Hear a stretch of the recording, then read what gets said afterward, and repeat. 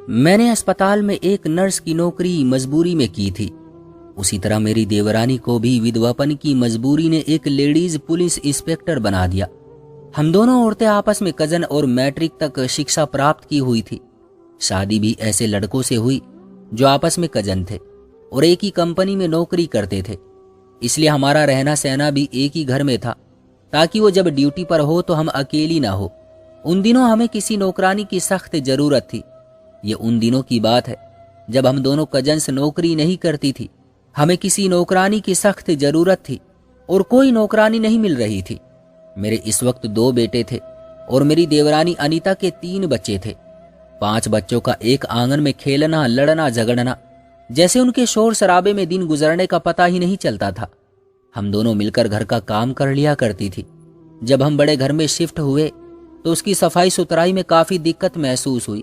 अब नौकरानी की जरूरत हुई तो एक दिन हमने दिल से प्रार्थना की, हे ईश्वर, कहीं से कोई अच्छी जरूरतमंद औरत भेज दे जो दिन रात हमारे पास रहे, ताकि हमको अपने कामकाज के लिए एक अच्छी सहायक उपलब्ध हो जाए। इत्तेफाक ये हुआ कि हम दोनों एक ही साथ उम्मीद से हो गई। कहते हैं कि ईश्वर एक न एक दिन जरूर सुनता है। मैं और अनीता दोनों धूप सेकते हुए सब्जी बना रही थी। बच्चे आंगन में खेल रहे थे। दरवाजे पर किसी ने बेल दी। मेरे बेटे ने दरवाजा खोला तो सामने से एक खूबसूरत लड़की अंदर आई, जिसकी उम्र मुश्किल से 18-20 साल होगी। भला की खूबसूरत, गोरा रंग, बड़ी बड़ी आंखें जिनकी तरफ देखते ही दिल खींचने लगता था। वो मैले कपड़ों में भी फूल की तरह लग रही थी। भोली भाली, सीधी सादी, मगर जरूरतमंद लगती थी। क्या बात है, कौन हो तुम? मैंने पूछा तो कहने लगी, मेरा नाम आरती है, जरूरतमंद हूं। क्या आपको नौकरानी की जरूरत है? तो तुम तनख्वाह क्या लोगी? जो आप चाहे ले लूंगी, लेकिन मुझे रहने का ठिकाना भी चाहिए। हमें भी दिन रात के लिए ही नौकरानी चाहिए थी। तुम आई कहां से हो? मेरा कोई ठिकाना नहीं है, पर कोई तो होगा ना इस दुनिया में। नहीं, मेरा कोई अपना नहीं है। उसकी इन बातों से मैं अब ठिठक सी गई। इस कदर सुलझी हुई नपी तुली बातें करने वाली हुस्न की मलिका को अपने घर रखना खतरे से खाली नहीं। हालांकि हमारे पति शरीफ आदमी है, फिर भी एहतियात लाजमी है। ये सोचकर इनकार में जवाब देने ही वाली थी कि मेरी देवरानी अनीता बोली, अच्छी है, तंदुरुस्त है, रख लेने में क्या हर्ज है। ये जरूरतमंद है और हमें भी जरूरत है। इतना सोच विचार में न पड़ो, फिलहाल रख लो, ठीक न लगी तो बाद में देखी जाएगी। यूं हमने आरती को रख लिया और उसे और ज्यादा ना कुरेदा कि कौन है, कहां से आई है। वो जमाना भी ऐसा बुरा नहीं था। बहुत कम लोग धोखेबाज होते थे। अक्सर जरूरतमंद ही नौकरी के लिए आते थे। अनीता कुछ लापरवाह और थोड़ी खाली दिल की थी, जबकि मैं कुछ सावधान थी। हमने उसे रख लिया था। कमरे में जाकर मैंने अनीता से कहा कि एक बार और सोच लो, लड़की बहुत ही हसीन है। खूबसूरत नौकरानी खतरे की घंटियां होती है। अपने जवान पतियों के होते हुए क्या इस क्लियोपैत्रा सोतन को घर में पाल लेना सही होगा? वो हंसी और कहने लगी, अरे वो कम उम्र है, खूबसूरत है तो क्या हुआ? उसमें इसका कोई जुर्म है क्या? क्या खूबसूरत और कमसिन होना कोई खता है कि इसको काम पर न रखा जाए? क्या खबर बेचारी कितनी जरूरतमंद है। अगर सभी औरतें इसको इस वजह से काम पर ना रखेगी कि खूबसूरत है, तो बताओ ये बेचारी कहां से रोजी रोटी कमा कर खाएगी? तुमको पता है कि दुनिया ऐसी लड़कियों के लिए भेड़ियों का जंगल है। फिर हमको अपने पतियों पर भरोसा है। अगर अपना गिरह मजबूत हो तो नियत के फिसलने का खतरा कम होता है। अनीता ने ऐसी बातें की तो मैंने भी सोचा कि ठीक कहती है। सारा दिन हम दोनों को बच्चे परेशान करते हैं, घरौंदा सीधा करते रहते हैं। फिर हमारी अपनी हालत इन दिनों ऐसी हो रही है कि हमसे खाना भी ठीक तरह से नहीं पकता। कुछ दिन देख लेते हैं, अगर अच्छी होगी तो ठीक है, वरना छुट्टी कर देंगे। घर में खुशहाली थी, मगर 5 बच्चों ने मिलकर घर का घरवा कर रखा था। आरती ने आते ही घर और बच्चों को बखूबी संभाल लिया।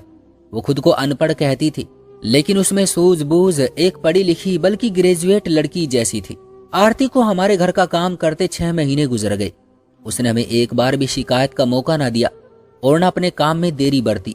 एक बार जब अनीता बच्चे की पैदाइश के मौके पर अपनी माँ के घर गई हुई थी और मैं घर में अकेली थी, मैंने अजीब बात नोट की। मैं आंगन में चारपाई पर लेटी थी कि मेरी आंख लग गई। जरा देर बाद बच्चों की खुसर पुसर पर आंख खुल गई। क्या देखती हूँ कि वो मेरे देवर यानी दीपक भाई के कमरे के पास बंद दरवाजे से कान लगाए खड़ी है, जैसे अंदर की सरगोशियां सुनने की कोशिश कर रही हो। मैं उठ बैठी और बच्चों को बुलाया। वो दौड़े मेरे पास आ गए। मैंने कहा कि तुम वहां खड़े क्या कर रहे हो? कहने लगे अंदर पापा है। तो क्या हुआ? मैंने अनीता के बड़े बेटे रोहन से कहा, जिसकी उम्र 11 साल थी। तुम्हारे पापा का कमरा है, वो अंदर आराम कर रहे होंगे ना?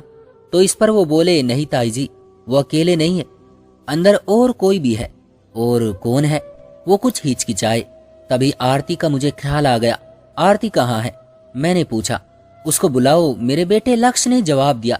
आरती दीदी तो अंदर है। उसने अपने चाचा के कमरे की तरफ इशारा किया। कुछ शक पर मैं उठ बैठी। अच्छा, वो सफाई करने गई होगी, तुम लोग जाओ और जाकर खेलो। बच्चे अपने कमरे में चले गए, लेकिन मुझे तो जैसे सांप सूंघ गया। मैं कैसे देवर के बारे में ऐसी वैसी बात अनीता से कह सकती थी? रिश्ता भी ऐसा था, अगर अपनी कजन को खबरदार न करती तो उसके साथ दुश्मनी होती। चुप चुप रहती तो मेरा कलेजा जलता रहता। कमरे के अंदर का हाल तो भगवान को मालूम। इल्जाम लगाने से भी कांप जाता था। भगवान जाने, खैर की बात हो तो उसे बढ़ा चढ़ाकर पेश करना भी कयामत को आवाज देने की तरह था। मेरा जी परेशान था, ये सोचकर के देवर ने अंदर खुद कमरा बंद किया है या आरती की रजामंदी शामिल है। कुछ गलत सोचते हुए भी दिल कांप जाता था। रात भर सोचा, अंदर अंदर अंदेशों के सांप डसते रहे। सुबह एक फैसले पर पहुंच गई कि इस बात का किसी से जिक्र ना करूंगी, अपने पति और ना ही अनीता से। बस खैर इसी में है कि अनीता के आने से पहले इस लड़की को चलता कर दूं, जिसके बारे में कुछ नहीं मालूम कि कहां से आई है और पहले कहां ठिकाना था। अगले दिन मैंने आरती को बुलाकर कहा कि तुम छुट्टी करो, किसी और घर जाकर नौकरी तलाश कर लो, क्योंकि अब हमें तुम्हारी जरूरत नहीं है। मेरे देवर ने ये बात सुन ली। वो सामने आ गए और कहने लगे कि आरती मेरी पत्नी की नौकरानी है, आप इसको नहीं निकाल सकती। अनीता आ जाए घर, वो जो चाहेगी तो निकाल देगी। मुझसे पहली बार देवर ने इस तरह बात की थी, वरना वो मेरा बहुत लिहाज करते थे। एक छोटी सी नौकरानी की खातिर जब उन्होंने सख्त लहजे में मुझे टोक दी तो मैं शौकड़ रह गई। इज्जत इसी में जानी कि इनके मुंह ना लगूं, कि अनीता के आने तक बर्दाश्त कर लूं और खामोश हो जाऊं। ऐसा ना हो कि देवर भाई अपनी बात पर अड़ जाए और नौकरानी के सामने मेरी किरकिरी हो जाए। जैसा उनके तेवर बता रहे थे, पति से शिकायत करती तो पहले तो वो मेरी बात ही ना मानते, मान भी लेते तो अपने कजन के खिलाफ न जाते। खैर 1.25 महीने बाद अनीता घर आ गई। मैं तो सख्त कशमकश में थी, देवर का भी डर, और अनीता से कहूं तो कैसे। मुझे बुझा बुझा देखकर आखिरकार अनीता खुद ही मेरे पास आई और बोली, कई दिनों से एक गम मुझे खाए जाता है, आखिरकार लगता है कि तुमको खुद ही खबर हो गई है। मैंने कहा, हाँ अनीता, ये आरती अब घर में रहने के काबिल नहीं है। कहने लगी, दुख की बात तो यह है कि तुम्हारे पति मेरे जेठ हैं। किस मुंह से कहूं कि उनकी करतूत अच्छी नहीं है। लिहाज करती हूं इसलिए चुप थी, मगर अब चुप नहीं रह सकती। कब तक तुमको अंधेरे में रखूंगी? मैं अपनी कजन बहन को धोखा नहीं दे सकती, मेरा जमीर गवारा नहीं करता। अब ये बोझ मैं सह नहीं सकती, वरना जब तक तुम मायके जाती थी जो मैं देखती थी तो मैं बर्दाश्त नहीं कर सकती थी। मैं तो अनीता की ये बातें सुनकर हैरान, परेशान और शौकड़ रह गई। मैं तो उसको उसके पति का किस्सा बताने चली थी और यहाँ बात अपनी निकल आई। हम दोनों ने इरादा कर लिया कि अब इस औरत को और 1 मिनट के लिए अपने घर में नहीं रखना, लेकिन इसको निकालने पर हमारे पति आड़े आ गए, हमसे लड़ने झगड़ने लगे। हम दोनों को इस कदर गुस्सा आया कि दोनों ही रूठ कर मायके चली गई। कितने दुख की बात थी कि हमारे पतियों ने हम पर एक नौकरानी को ज्यादा अहमियत दी, ये कहकर के उसका कोई नहीं है, कहाँ जाएगी ये बेचारी। हम इसको अपनी छत से वंचित करके सड़क पर धक्का नहीं दे सकते। हमको खौफ ईश्वर का डर है। हम तो इस बात की उम्मीद कर रही थी कि बच्चों की खातिर हमारे पति हमको मनाने आ जाएंगे और नौकरानी को निकाल देंगे, लेकिन ये हमारी खुशफहमी थी, वो ना आए। जल्द ही हमें अपनी गलती का एहसास हो गया कि हमने अपना घर छोड़कर हिमाकत की है। उस नागिन के सुपुर्द अपनी खुशियों का स्वर्ग करके हम खुद वहां से क्यों निकल आए। ये एहसास होते ही हम दोनों ने फैसला किया कि खुद वापस घर को लौट जाना चाहिए और आरती पर पल पल तंग कर देना चाहिए कि वो खुद हमारे स्वर्ग से निकल जाए। अभी हमारे बीच ये मशवरे हो ही रहे थे कि एक हौलनाक खबर मिली कि मेरे पति के हाथों गलती से पिस्तौल की गोली चल गई और अपने कजन को जा लगी। झगड़ा भगवान जाने किस बात पर हुआ, लेकिन मेरे देवर दुनिया छोड़ गए, जबकि मेरे पति को पुलिस पकड़ कर ले गई। आरती को भी गिरफ्तार कर लिया गया क्योंकि हादसे के वक्त वो वहां मौजूद थी और वही इस बात की गवाह भी थी। बच्चे तो हमारे पास थे। जब किस्सा तमाम हो गया, मेरे सुहाग को फांसी की सजा हो गई और देवर भाई दुनिया से चले गए। यूं मैं और मेरी देवरानी अनीता विधवा हो गई। आरती कुछ दिन हवालात में रही और फिर उसको न जाने कौन वहां से रिहाई दिलवा कर ले गया। वो किधर चली गई कुछ पता न चला। कुछ दिन शौक मनाने के बाद हम दोनों को अपने बच्चों के पेट पालने की फिक्र ने सताना शुरू किया। मुझे मेरी एक सहेली की वजह से नर्सिंग के ओहदे पर नौकरी मिल गई, जबकि अनीता को महकमा पुलिस में नौकरी मिल गई। इस तरह हम अपने बच्चों के लिए नौकरी पर जाने लगी। काफी वक्त गुजर गया कि एक रोज अजीब वाक्य हुआ, जो कि एक सीख भी था और दिल दहला देने वाला भी था। वक्त तो किसी का दोस्त नहीं, वो गुजरता है तो गुजरता चला जाता है। मैं और अनीता दोनों पुरसुकून जिंदगी जीते जीते जब अचानक वक्त के पैरों तले आ गई, तो वह कठिन घड़ियां और वो पल भी बिल आखिर बीत ही गए। बच्चे जवान हो गए। मैं और अनीता रिटायरमेंट की उम्र को पहुंचने वाले थे कि एक रोज हमने आरती को देखा। मैं तो ना पहचान सकी, मगर महकमा पुलिस में सेवा करने वाली मेरी कजन, मेरी देवरानी ने उसको पहचान लिया।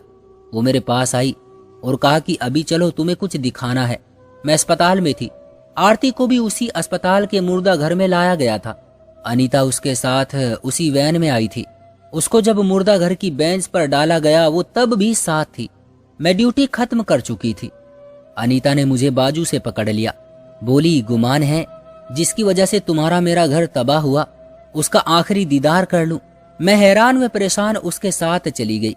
एक बेजान जिस्म जिसका रूप खत्म हो चुका था, बदन फूला हुआ था, मिट्टी की ढेरी बनी सिविल अस्पताल के मुर्दा घर की पथरीली बेंच पर बेसुध पड़ी थी। यह आरती, वक्त की क्लियोपैत्रा। आज देखो जालिम वक्त और जालिम जमाने ने इसका क्या हाल किया है। ये पोस्टमार्टम के लिए आने वाली पुलिस सर्जन के इंतजार में है। बेयारो मददगार इसकी हसरत भरी भोली आंखें पथराई हुई थी, जो कि मुर्दा खाने की छत पर न जाने क्या ढूंढ रही थी। बाहर उसकी अधेड़ उम्र माँ और उसका सोतेला बाप, जिनका आरती से हकीकी खून का कोई रिश्ता न था, बेचैनी के आलम में लकड़ी की बेंच पर बैठे थे। अनीता ने बताया, हमारे घर से जब इसको पुलिस ले गई थी तो इसके परिजनों को खबर कर दी थी कि तुम्हारे ठिकाने से यानी कोठे से भागी हुई लड़की इधर है। फिर भारी रिश्वत लेकर उन्होंने आरती को उनके हवाले कर दिया। अनीता ने यह भी बताया कि जब मेरी ड्यूटी फला रोड के करीब वाले थाने में लगी, ये कभी कभी वहां आकर थानेदार से बात करती थी। नजदीक ही वो बिल्डिंग थी जिसको उन दिनों बुलबुल की कोठी के नाम से पहचाना जाता था। आज वहां सन्नाटा छाया हुआ था। जब पुलिस ने आरती को एम्बुलेंस में डाला था, कोई घुंघरू नहीं बज रहा था, कहीं से गाने की आवाज नहीं आ रही थी। सारी बिल्डिंग पर मौत का सन्नाटा छाया था। वहां पर रहने वाली लड़कियां भी सहमी हुई गम से निढाल थी। शायद सोच रही थी कि अब जब पुलिस वाले और गुंडे उनको तंग करेंगे तो कोई आरती उनको बचाने वाली नहीं आएगी। ये तो शेर दिल आरती थी जो पुलिस वालों से भिड़ जाती थी। उन हवालदारों की शिकायत थाने जाकर बड़े साहब को कर देती, जो उसके कोठे पर जाकर लड़कियों को परेशान करते थे। वो आरती, जो कभी डरपोक और मासूम हुआ करती थी, कोठे के गंदे माहौल से नफरत करती थी और वहां से भाग गई थी, अब एक भयानक सन की सख्त मिजाज औरत थी, जो अपने जैसी अगवा हुई लाचार लड़कियों के लिए जालिमों के आगे सीना तान कर खड़ी हो जाती थी। उनको इसी औरत का सहारा था। वो अपना दुख उसकी झोली में डाल देती और ये समेट लेती। एक बार एक पुलिस वाले से भिड़ जाने की वजह से उसके बाजू में गोली भी लग चुकी थी, जो एक लड़की को परेशान करता था। थाने में ये गुंडी मशहूर थी और बिल्डिंग में लड़कियां इसको शेरनी दीदी और सहारा देने वाली दीदी कहती थी। पर इसने खुदकुशी क्यों की है अनीता? मैंने अपनी देवरानी से पूछा।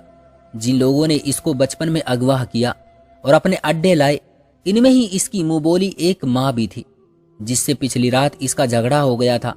तभी इसने नशे की गोलियों की पूरी शीशी हलक में उड़ेल ली और फिर इसकी हालत बिगड़ गई। ये लोग इसको अस्पताल लाए। ये सरफरी कई घंटे मौत से पंजा आजमाई करने के बाद बिल्कुल हार कर सख्त हो गई।